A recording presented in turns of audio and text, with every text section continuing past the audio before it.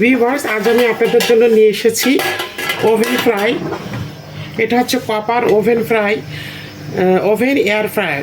এটা খুব কার্যকরী আপনারা যদি ভাজাভুজি করেন। সবচেয়ে বড় কথা হলো যে এটা ওভেনে রাখা যায়।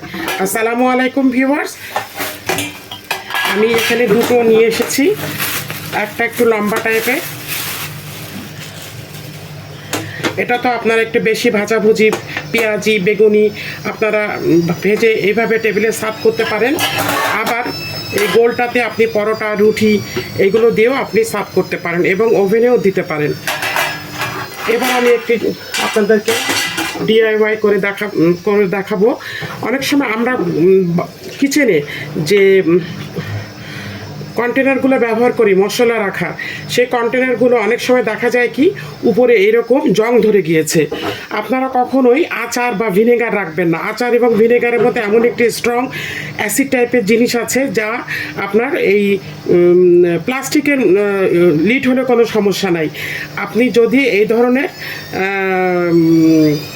টিনের হয় তাহলে দেখা যায় কি এই জংগুলো পড়ে যায়। এই দেখুন, দেখতে খুবই খারাপ লাগছে। আমি এইভাবে একটা ফয়েল পেপার দিয়ে আমি এটাকে মুড়ে নিয়েছি এবং কিছু স্টিকার লাগিয়ে নিয়েছি। এখানে আমার লাগবে ফয়েল পেপার,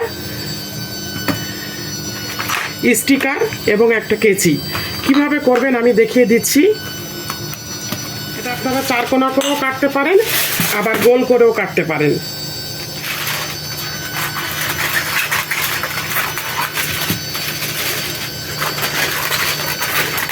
আমি চারকোনা করে কেটে নিলাম এবং এই যে দেখুন, এই যে লাল লিডটা দেখুন, বয়মটা কত সুন্দর, কিন্তু লিডটা নষ্ট হয়ে যাওয়ার ফলে আপনি ব্যবহার করতে পারছেন না।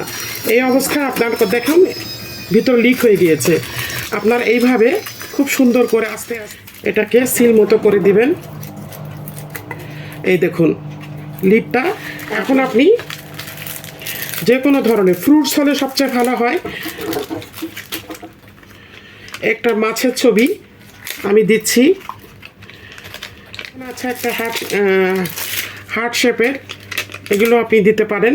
বাসায় অবহেলিতভাবে পড়ে আছে অ্যাঞ্জেল, এ ধরনের হার্ট শেপ। এই দেখুন, এখন আমি লিডটা লাগিয়ে দিলাম। দেখুন কন্টেনারটা দেখতে কত ভালো লাগছে।